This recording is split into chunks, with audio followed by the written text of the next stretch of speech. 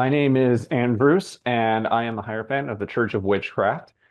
Basically, I just keep things on the rails to make sure things don't get too far out in left field, so everything still at least mostly keeps running, and we still are able to talk to you guys and do events, much like this one. I practice celestial witchcraft. It involves a lot of astrology, planetary hours, all of that kind of stuff, and that's my main focus. It's also good to have everybody here who's currently attending, and also welcome to anybody who's watching this in the future or on our YouTube channel.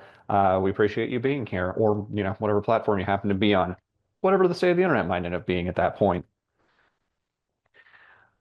Today we are talking about. Let's see here. Okay, I had one too many cards on this. Talking about the first altar. You've heard me talk about this at length and have mentioned this throughout. And as I've done, various events, you've heard laity members mention this, you've heard clergy members mention the first altar. The Church of Witchcraft has many lessons, but a key belief in our doctrine is the first altar. It ties together several aspects, our values, approaches, and community. So those pieces together are brought together by the concept of our first altar. It is our collective belief in reconfiguring magic that is done by the first altar. So the first altar is where reconfiguring magic occurs. The biggest question, though, of course, is what even is the first altar itself? Simply stated, it is the altar of the self.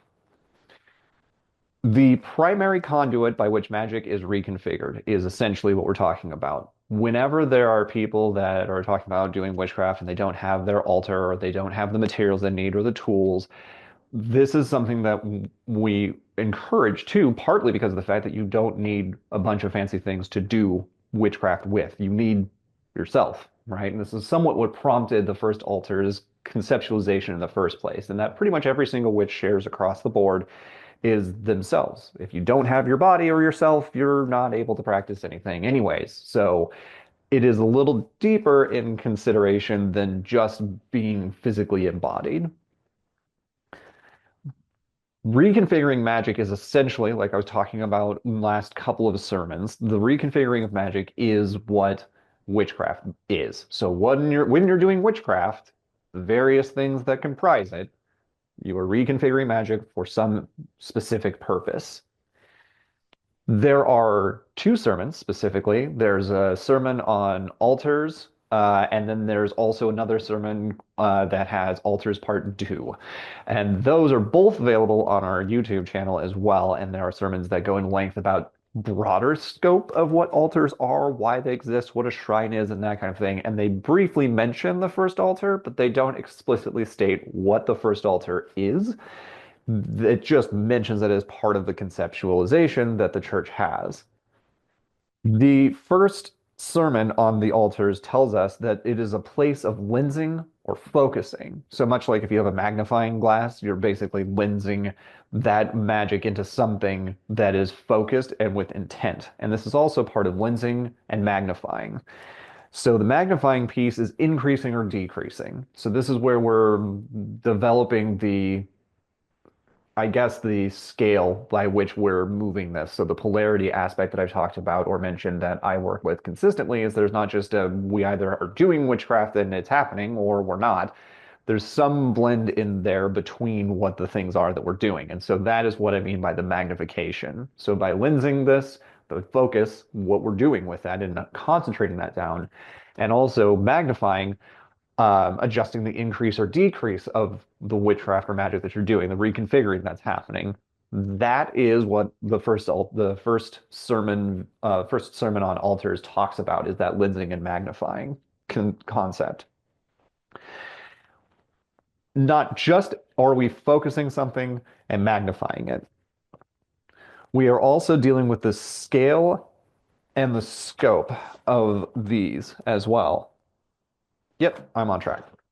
The scale and the scope has to do with what area you're working with. So am I affecting one person, multiple persons, a single area, a small area, a large area? That's the scale of what we're doing. The scope is talking about where we're kind of what realm we're working in. So that has to do with thaumaturgy, theurgy, whether it's an environmental thing, a charm, an enchantment, spellcraft, divination, yada, yada, yada. So the scope of what you're doing that comprises everything that is happening. You're lensing and magnifying, and you're also adjusting for scale and scope. As witchcraft is practiced and as witches get more experience, things that happen are that your scale and scope increase, usually, especially if there's consistency within that. And so often, since we're the conduit, that magical conduit, there is an exhaustion. There's a limit to how much one can do. I don't actually know what that upper limit is. No one's encountered it. I don't know if there is an upper register, honestly. There could be, there might not be. As far as I can tell, the more that somebody practices witchcraft in earnest, the more of their potency and efficacy increase, meaning that they don't get tired as frequently, they don't burn out their own energy reserves, that kind of a thing. So that is part of your first altar and that scale and scope. And if you're practicing with that consistency, altering the scale and scope, and also the lensing and magnifying become easier and more consistent. Of anything in witchcraft that is necessary, the first altar is basically non-negotiable in the church's opinion and pretty much everybody who's here, right? If you don't have yourself, you can't practice, like I had said previously. You have to be present with what you're doing. There are cases, of course, where people are performing witchcraft or doing divination, or they may have some of the clair skills that are just errantly occurring or just in passing occur, but they're not really focused on anything. It randomly gets accessed. And randomly accessing your witchcraft seems maybe inappropriate because if you are running into that problem, you're not focusing what it is you're doing and you're getting unintentional results. Much like the camera wants to fight me on every single time that I'm here. We'll see if that helps it any. It is having problems lensing and magnifying clearly, and also its scale and scope is not well taken because it is still fighting. So thank you for dealing with the blurriness. Just assume you have astigmatism. You'll be fine. It'll clear up at the end of this. Our first altar is the most necessary thing that we're interacting with. Stuff like this altar is not necessary. Things like this altar are also not necessary. You can do witchcraft with neither of these things. It is a place-focused or place-centric practice, mystico-religious practice, witchcraft. Why does any of this matter? In both of those prior sermons, I referenced the tangled nest. So the tangled nest has to do with all of the external influences that are shaping your life or influencing you in some way, and also in general busyness itself. And now it's lensing and magnifying appropriately. So the sermons are talking about that tangled nest in both of the first two altar sermons that we did. This is also going to reference this, but it's more about the first altar and helping what it does in conjunction with that tangled nest is that it allows you to sort and untangle that nest. You're shaping your own practice and you're guiding what the scale, scope, and lensing and magnifying and doing those things, and that is assisting you in focusing on the techniques that you have at hand. And so that first altar is where that begins. Another really easy understanding of that is if you're really sick, you're probably not going to be doing a bunch of witchcraft because you're probably busy dealing with feeling better and not busy doing a whole bunch of magic, right? If the first altar isn't healthy, you're running into some other issues. If it's not actually focused on anything, it's just going to be errant and you're going to have a whole bunch of, I guess, unintended results. But our lives are really frenetic and fraught with complication, and various aspects of your life will come and go, and each of those influences us at some level. And so we can use witchcraft to manage that in a more functional way. It also matters for the first altar because it references things that have to do with legal matters. Um, Legally, witches in our church are, by practice, a sacred object, essentially. By that extension, at present, religious practices, in most circumstances, cannot be legislated or have more difficulty being legislated. Anything can be legislated, everything can get laws, just so you know. It's not impervious to these things. We live in a society. So, with a grain of salt. But there are, at the moment, still religious practices that are protected, and your right to practice those are currently protected. Make of that what you will, because we still stand politically neutral. However, us being a sacred object means that our bodies, in that of themselves, are one of the primary functions that we need to practice witchcraft itself, which makes it much harder to legislate and have any litigation towards. This is important because it came up when people were asking, there was a, it was actually Roe v. Wade that came up that was being overturned, and people had reached out to us asking, what are we going to do about this? How can we do anything? And I said, I myself, as well as the church, are not capable of taking any specific stance on any political matter. We can't sway opinion. We're not going to influence opinion. However, we do have some consistency with how we believe. And specifically, the overturning of that specific ruling was referencing bodily autonomy. And bodily autonomy is one such consideration by this belief and doctrine that goes into the first altar. If it's protected underneath a religious practice, then it becomes harder to legislate the body because it is in that of itself, by its own practice and nature, a religious object, which is more difficult to legislate, which it helps support bodily autonomy. This was the way that we sort of addressed some of these challenges to bodily autonomy. We considered various opinions within this, either for or against bodily autonomy, and essentially it came down to that decision that bodily autonomy matters, and this was one way that we enshrined that in this practice. Anecdotally, it also turns out that is functionally what we actually believe when we talked about this, and that there isn't any other way really to reconfigure magic really outside of yourself. You're always going to be involved at some level. How this influences our witchcraft practices. We look at what is a witch. And a witch basically is somebody that partners with the liminal, seeks to increase potency and efficacy, and intentionally manifest their will internally and externally. I will eventually have these memorized, but I wanted to make sure I got those correct. Being a witch comprises these three things as far as we are able to tell and discern. It seems to be pretty universal across most people who are practicing witches. What that means is that as a witch, we are looking at the scale and scope of our witchcraft is specifically related to our consistent and earnest application of witchcraft in the efforts of increasing our potency and efficacy, in the efforts of connecting to the liminal, in the efforts of manifesting our will.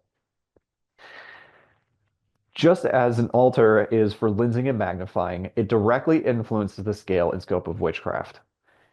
If you are focused on the thing you're doing and you're increasing or decreasing appropriately, as well as focused on how much you're trying to affect and where you're trying to affect, it's going to shape how you perform your witchcraft practice.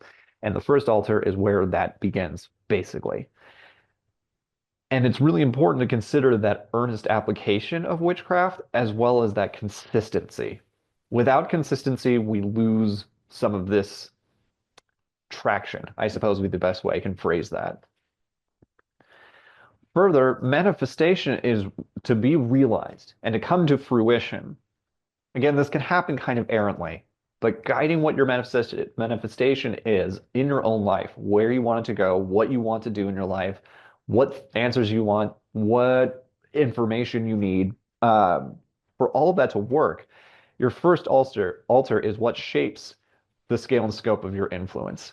If I'm reading for, and this is actually specifically why I only read for tarot readings, I will only do up to a 9-month period, approximately.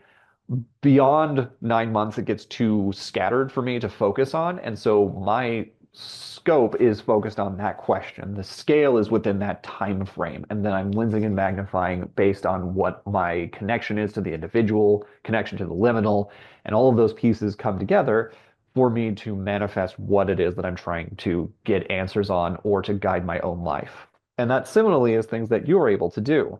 That first alters scale and scope of your influence and clarity by lensing and magnifying at the first altar is the main takeaway from that statement. And so in exploring what is a witch and defining that, our ability to connect to that with consistently and earnestly, as well as being intentional about what it is we're doing, is what shapes us, our manifestation, and brings it to bear, basically, in this realm, potentially other realms.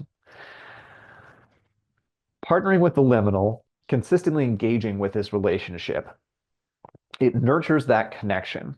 Our connection, the individual, to the liminal, the more that you're engaging with that with consistency, it is nurturing that relationship and that connection. With a weaker connection, you're going to have less fidelity, less clarity, fewer answers that are going to make sense. It'll feel unfamiliar and those sorts of things. In my practice now of witchcraft, when I'm accessing things, I can definitely feel a familiarity, a prior knowledge of those things, an access point that I understand and recognize. And this is important too. We had talked about this at one of the SBOTs actually, where we were kind of identifying what it was like to identify your own magic. This is where I think covens run into some of the tricky bits of coven life is everybody's doing magic together, and you don't know what your magic feels like, and you don't know what to trust. So once you leave the coven, if you've never developed your own identity of magic, things go awry because now you have to basically start from the beginning because you only have the identity of the coven's magic, right? Versus knowing what your magic feels like, what that connection feels like for you. And so one of the SBOTs we did was to identify and start working on that and providing some tools of how we engage with our own witchcraft, how we identify the magic that we're working with, and what those sensations and feelings and knowledge points are to understand the identity of our own magic. And this is part of your first altar. Knowing what you are yourself is extraordinarily helpful. And if it's not there, it's going to feel foreign and alien. And it's going to feel weird, especially for newer witches that are starting their practice. It's going to feel a little strange. You're going to be like, well, I don't feel anything. I don't know, because you haven't practiced these things. You can reference the how, the eyes and heart of a witch, another sermon that we did as well, that explains how we observe these changes in ourselves and also externally. Thereby, we increase this by nurturing our relationship with that. The converse is also true. If we're not nurturing this, it's going to become less familiar. It's going to be harder to access the information that we're looking for, the occult technologies that we're using. All of those are going to become less familiar and less forthcoming. Uh, I mean, think of your own selves. If you are talking to somebody that's a stranger, you're probably not going to give them a whole bunch of information. But if it's somebody that's closer to you that you've nurtured a connection with, you're more forthcoming with information to that person and vice versa, right? Not all witches pray. I'm going to preface that initially. I do, and I specifically am looking at petition style prayer, which is basically asking for information or guidance from, let's just say, spirits for the sake of discussion. But when I don't practice at my altar and I don't do that prayer consistently, it feels unfamiliar. I have less connection to it, and I don't have the information I need, and I definitely feel a reduction of my own potency and efficacy, which is what informs me that and this isn't just a me thing either. Many of the witches that I know, specifically, if they don't practice for a long time, they feel kind of bereft of this connection, this disconnect from their own magic, and it feels weird. Uh, Personally, I don't like living with that or dealing with it, so I choose to consistently practice. And consistently practicing doesn't necessarily mean doing hours every single day. It doesn't necessarily mean having to set up some complicated ritual or spell or whatever it is. As long as it's consistent and it's earnest in its application, that's all that matters. And that's the biggest piece that you need to take away from what you're doing when you're partnering with the liminal. I encourage you to find out what your own identity of your own magic is, so you have some better conceptualization of what that is and what a connection feels like for you.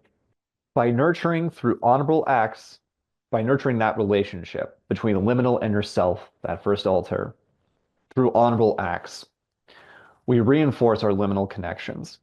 And honorable acts are really just whatever is most relevant to your practice, most consistent, the things that are within that. So the orthodoxy, the orthopraxy, How you practice, how you believe, what they teach, and living that life specifically are the honorable acts that I'm mentioning. It is going to vary widely from person to person.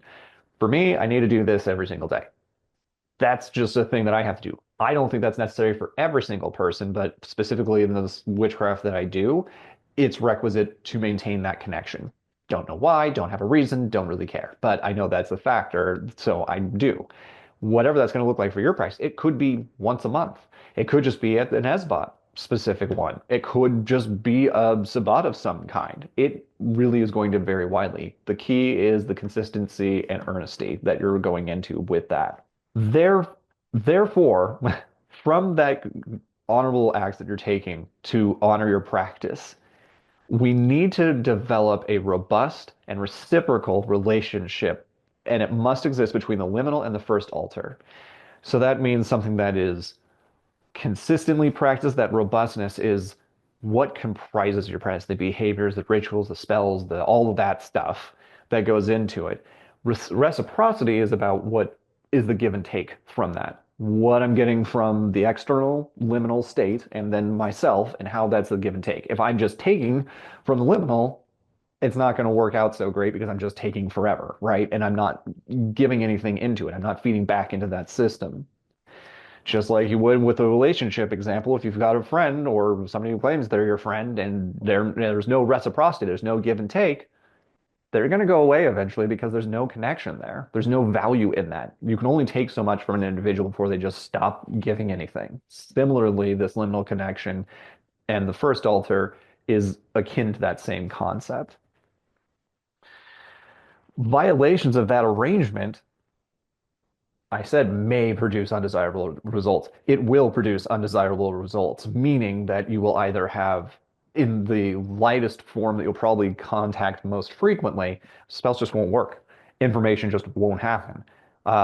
Drawing from your tarot deck won't make sense, or the answers will be all over the map, or just won't do anything, or you won't feel any of these sensations. These are the undesirable things that I'm talking about that you'll most frequently contact. However, some of the other more challenging ones that you may run into have to do with things that are backfiring. So either if you're working with like an exorcism, for example, or you're clearing something for a house or there's a spirit or entity there, it can backfire and then come back to you. If you are also meaning that it's now following you and attached to you, the person trying to do the clearing.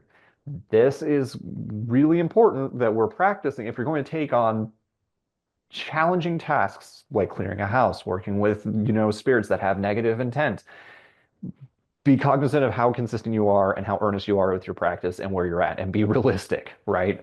Make your mistakes. We all have various, pretty much every one of us has some ridiculous story where we did something that didn't work out or backfired on us at some level.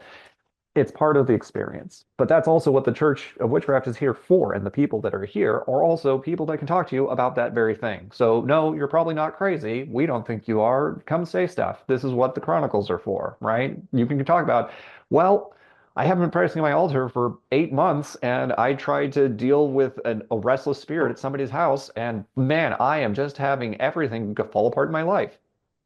Talk to us about it. Like, we've had experiences similar to this. And this is an environment where you can do that. The Chronicles are one such place where you can have those conversations and explore where it went wrong or where it didn't go exactly as you had thought it would. I think that I've said this jokingly, but practice safe sacrifice, practice safe spellcraft, right? It's important to be attentive to these things. Connecting this to your own lives, we often are getting questions that are related to how do I incorporate more witchcraft into my life? Um, Again, this is through that robust and reciprocal relationship, and that is going to influence your scale and scope. If you don't have a strong connection, where you're going to be able to influence is going to be greatly diminished. Much like the focus of this camera that I will occasionally bring up, simply because it's comedy at this point. I think we're going to have to be this on a higher priority, guys, for a new camera because done dealing with this, and it's also not helpful for you guys out there watching in the future and currently. We want to make sure that we are actively engaged in judging what is the safe scale and scope for us, what's within our reach. You can increase that over time. You can increase that by connecting to multiple people if you want to, multiple witches specifically, for all the reasons of the first altar. If they're maintaining their first altar, you have a whole bunch of healthy first altars around you. The lensing and magnifying becomes easier and more pertinent, and the scale and scope then can increase duly from there. Auspicious times, like Ostara, create opportunity for enhanced connections. This guides our intent and or the purpose of our witchcraft. That's also why we're having this sermon a little bit early because Ostara is this weekend. And so this is a specific time that you are able to bring in and have access to these kinds of connections. That enhanced connection is an enhanced connection not just to the liminal, but also to individuals, to other magics, that kind of thing. And these are auspicious times to do that. You can get really down into minutes and hours and that sort of thing, but broadly, full moon, dark moon, or new moon, as well as the sabbats, are the biggest places where those enhanced connections just come naturally. Places, confluences of energy are another one. This is why you see a lot of practice at like rivers or nature sites or hinges or that sort of thing. All of that is connected to enhancing that connection. All of that comes from humans first. It comes from the first altar, and we need to focus on that to make sure that we're guiding our intentions for our witchcraft and the purpose. When I'm thinking about Ostara specifically, what's the purpose of Ostara for us? Ostara symbolizes rebirth, renewal, and an awakening of a kind. How could you use this prompt to influence your first altar? And given what time we're at, I also want to give that out to the crowd. So I'm going to give you guys about 3 minutes to sort this out. Um, Thinking about what you can do with that Ostara being about rebirth, renewal, and an awakening. How can these prompts influence your first altar?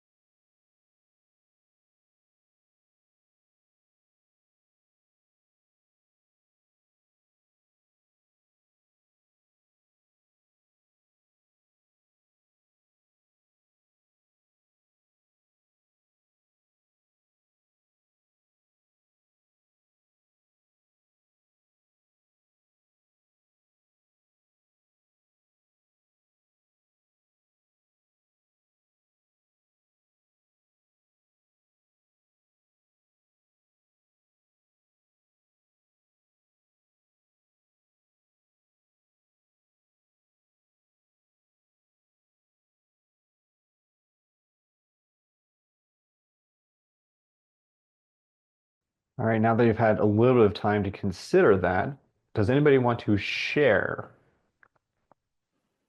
Yeah, I'll share. Cool.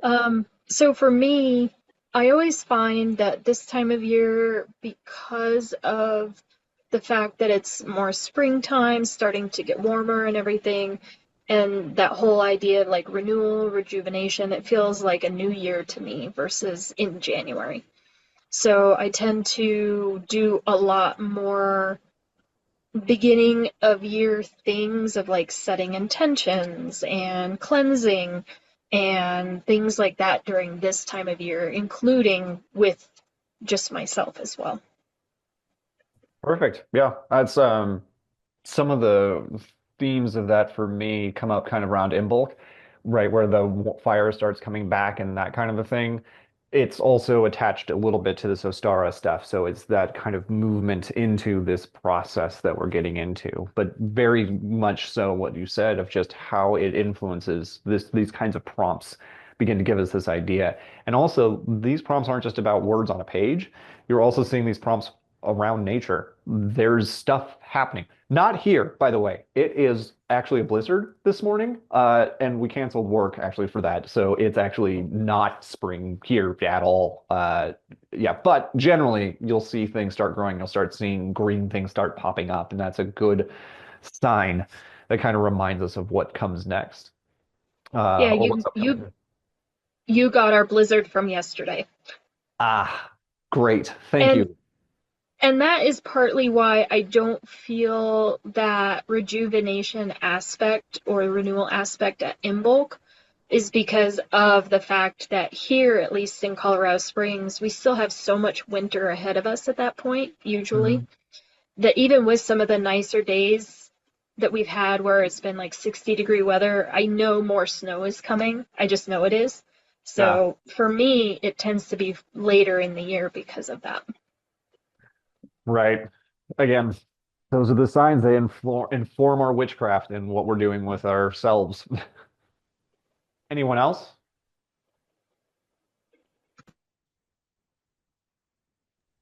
I'll go. So for me, springtime, it's kind of like a rebirth of spiritual practice and engagement with the spiritual practice.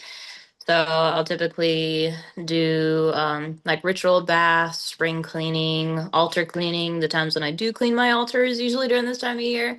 Smoke cleansing, reading books, and also finding in-person things to do. I typically do a lot more of that. During like the summertime. But this is when I kind of like start heading into that. So like in-person rituals, looking at like meetup groups, Facebook groups, stuff like that to try to find things in the community to do. Um, I think awakening is definitely like awakening of power and growth. Because the more that you're practicing your witchcraft, the stronger that it's getting, and not even just the witchcraft. It's also applies to mental health as well. Because the more that you're focusing on your personal altar and tending to it, both like mentally, physically, spiritually, it's gonna improve everything all around. You hit the nail on the head with that one.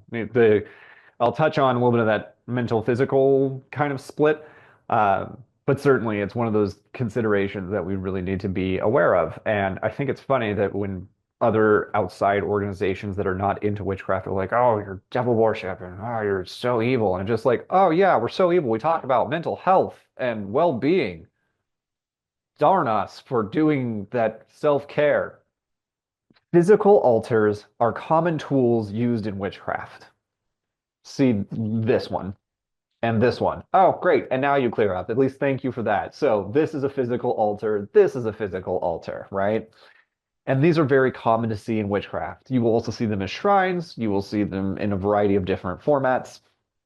It provides anchoring, visual cues, and also symbolic representations. So everything that you see on these altars has some important piece to it, right? We have some of the goddess stuff here.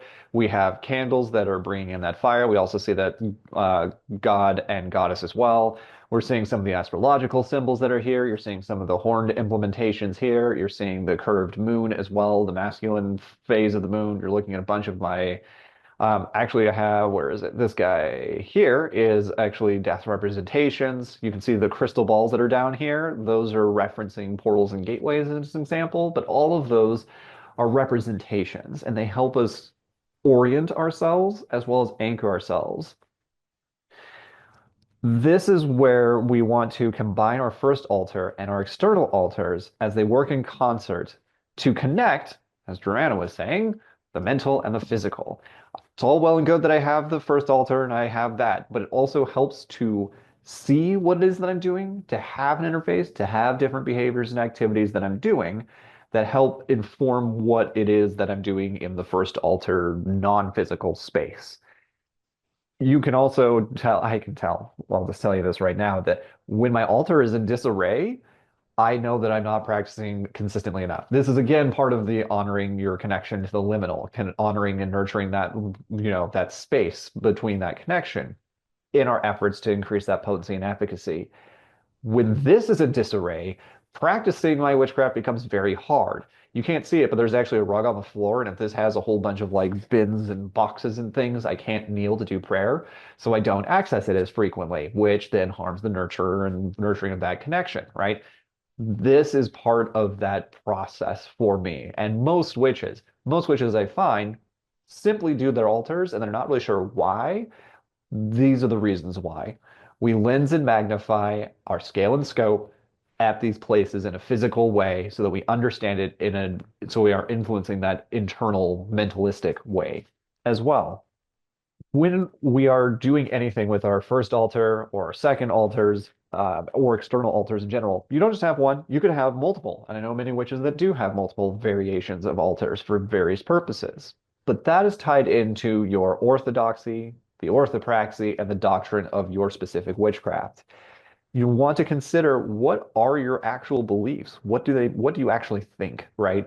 Do you even agree with this first altar stuff? Most of you seem to, right? You kind of just go with this. But similarly, people that just go with it are witches who just make altars and they're not really sure why. It's just what witches do and they've seen it and that's what happens. So they just do it. But not really knowing why they're doing it or what they actually believe in, the purpose of the altar even is. What we do, the actions at our first altar and our second altar matters, right? That's our orthopraxy. Wow, I'm tracking still. It's been a long day.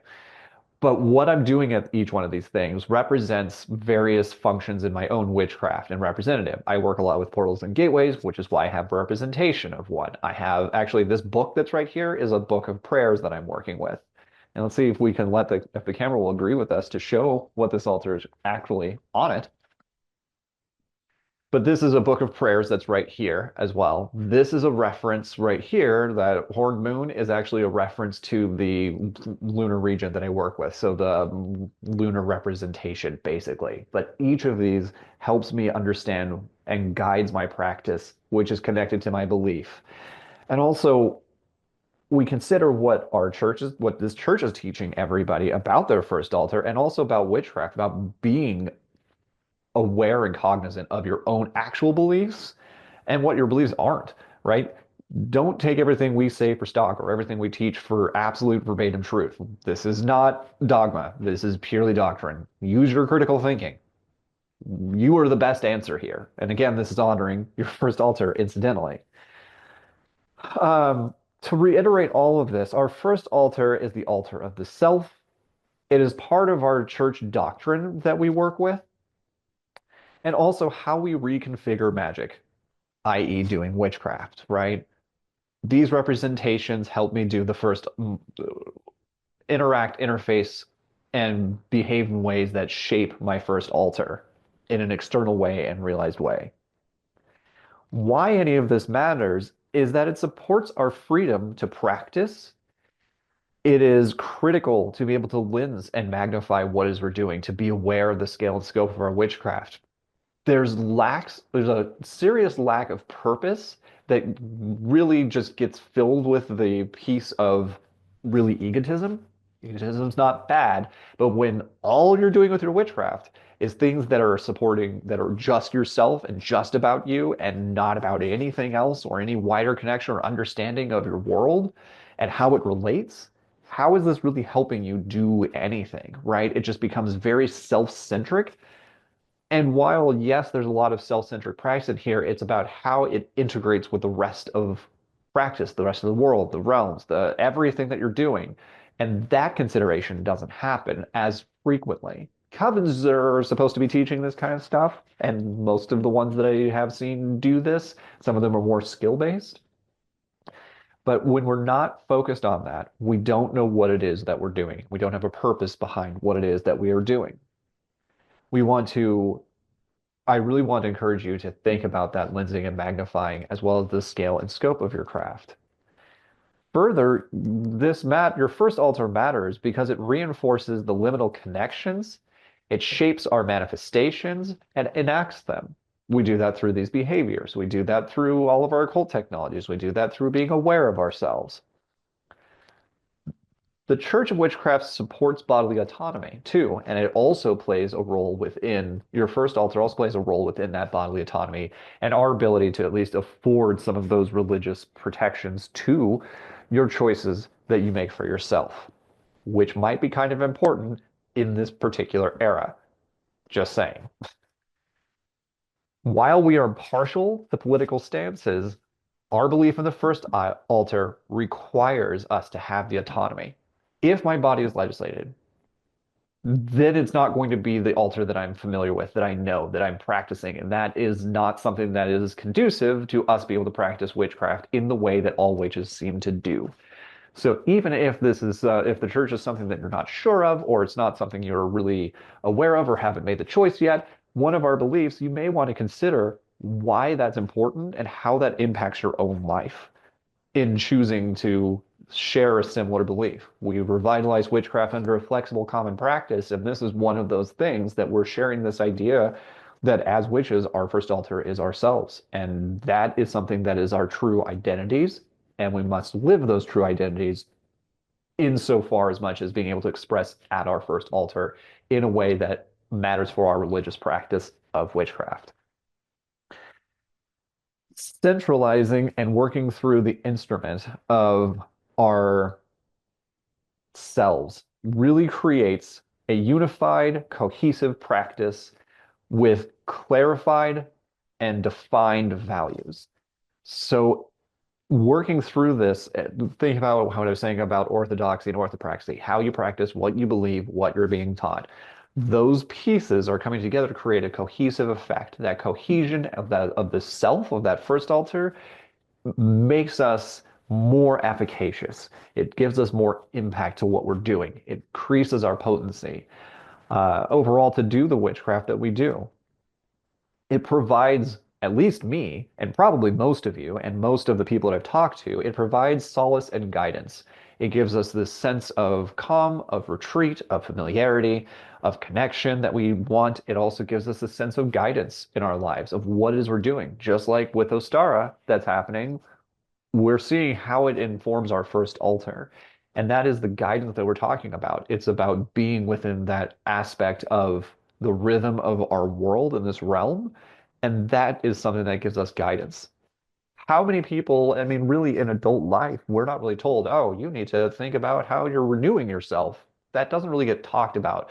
In witchcraft, as witches, we see these things that happen, these major sacred days that occur, and we're like, oh, yeah, maybe we should do that. And so we're working together with our environments. That's why there's a lot of nature-based practice within this, because it's giving us this idea we're natural animals anyways. And so it's important for us to also stay within that same connective realm that gives us the information we need externally. It's just there. You don't need somebody to do it for you. You take accountability for yourself and connect to that external world, and it informs you and guides you. And again, this enhances your potency and efficacy overall. To be able to be a centralized, focused individual utilizing these skills to your advantage and to shape the direction of your life. So if you're trying to get guidance or some sort of directionality in your own life and you don't really have any idea of what it is you're doing, this is a place that gives you those answers, not just the church, but just practicing witchcraft. You don't need the church to do that. It helps because you have people that have the experience, that have done this and utilize witchcraft in this way. The instrument of the self is the first altar. We partner with the liminal, and in our day-to-day lives, the first altar connects us to that liminal state.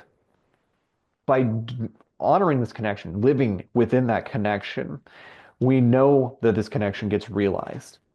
it increases our influence in our own lives to be aware and to be partnered with this. We develop a robust and reciprocal relationship with the liminal in this way. We're living this day to day, right? It's not just about how do I do more spells in my life? How do I do more divination in my life? It's not just how do I do more? It's how do I connect in a more authentic, genuine way, in a consistent, earnest way. We increase our potency and efficacy. Leading a life as a witch builds our connection, augmenting scale and scope.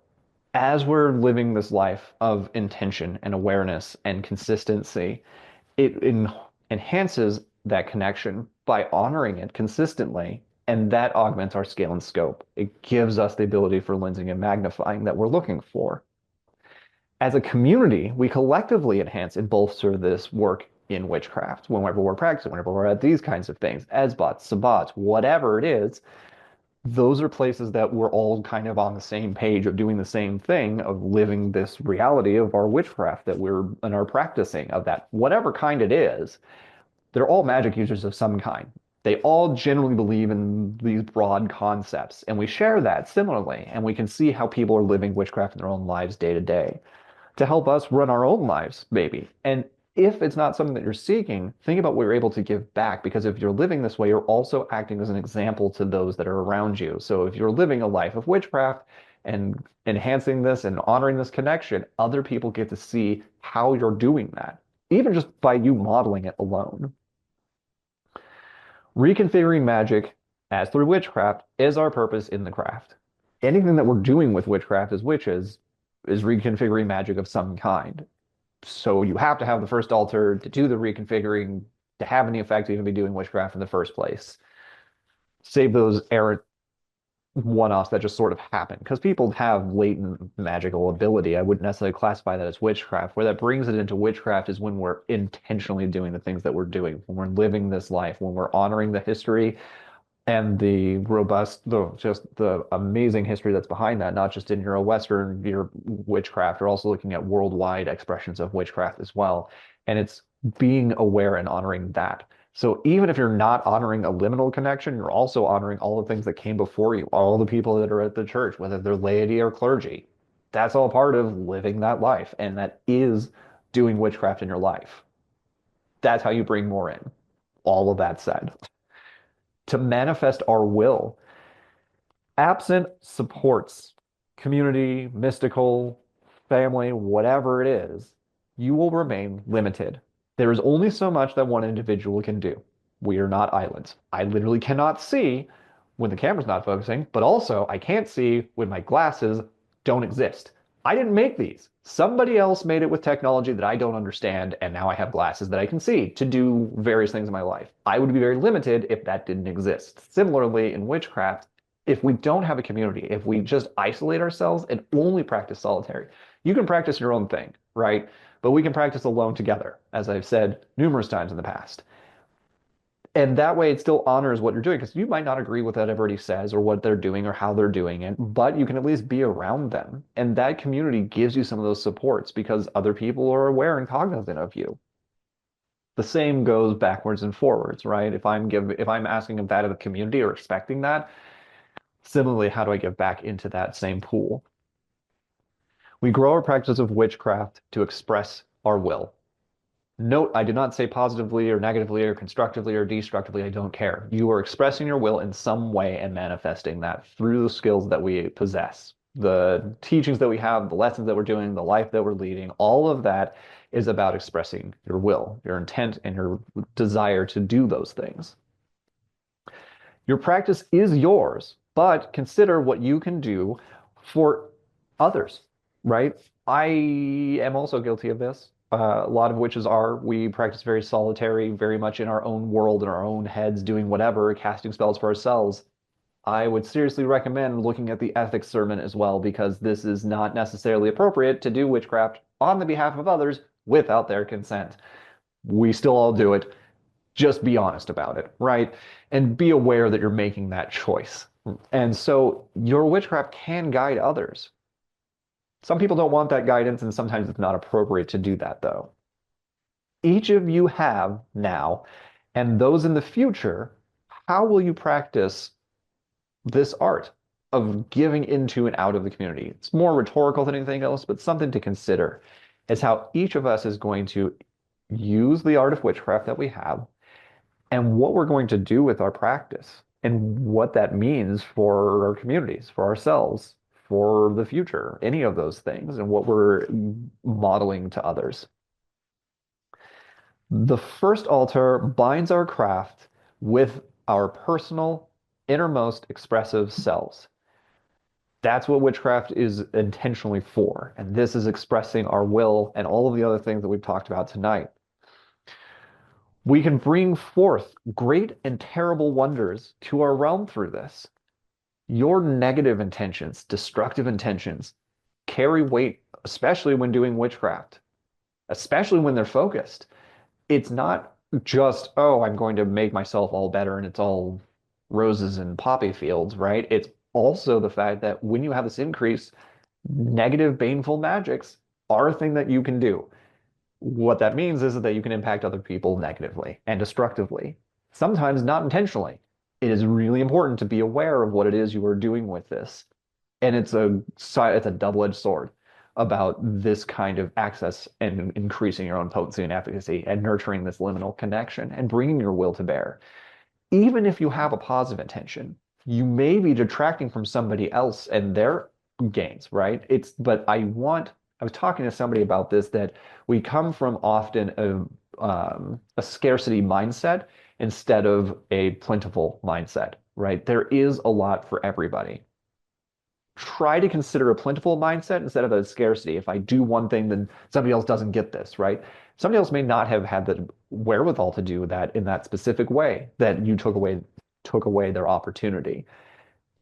And that's not necessarily a bad thing, but just be aware that there is this exchange that is moving around us as you're doing your witchcraft. I have said we are not special inherently, but that does not mean that you are without value or integrity. Each of us matters in a certain way. It doesn't necessitate specialness, though. Even if I'm not special, I still have value within my organizations, within the choices that I make, within the model that I live, within the witchcraft that I'm doing day to day, the way that I share this. All of those things still have value. They're still integral to what it is we're doing. May not necessarily be special. A lot of people are doing that. All of the authors and Llewellyn, all of the people that are making podcasts and so on and so forth, they're all doing the same thing. Not necessarily special in that way, but it still has value, still has merit. Just like any of you participating in the same way, it still matters what you're doing. So take that into your practice and all of these pieces into your practice as well. And that's all I have for you for the first altar. I think that went plenty in detail to explain what the first altar is. So if anybody has ever any questions, reference this sermon because it is very explicitly detailed. What I mean by that, I encourage any of the comments that you want to bring, you can email us or whatever, because having conversations, it's not a silo, it's not a solo mission here, right? I'm not just siloed talking into the ether. You can reach out to the church and talk to us and tell us we're way off track or that you super agree with us. Those are helpful things too. Also, we have a star coming up. Doesn't matter if we date the video or whatever, but the star is coming up. So please join us in Colorado Springs for that. It's going to be a great tea party like we have every single year. It's always an experience, and there's always interesting, chaotic things that happen in a very positive way, usually. Uh, we have the Chronicles coming up, and that's going to be on the first Wednesday of every month. Yes, I got it this time. Great. It's again a time that you can talk about these kinds of sermons, about your experiences, about what's going on in your own practice, questions that you're having, outcomes that you had, or just bringing into that because we don't really have anything that's like confession, for example, because we don't really believe in original sin. Confession doesn't make sense, but you should be able to talk to somebody, and it's a way to access the clergy. You can find all of our links and whatnot across all of the sites. We're on Facebook, we're on Discord. Just reach out. We're available. You can partake in the Embers program if you have other specific questions that you want to work on. I think that covers all of those things. We encourage you to reach out to us. And otherwise, Have a great evening, and thank you so much for all being here.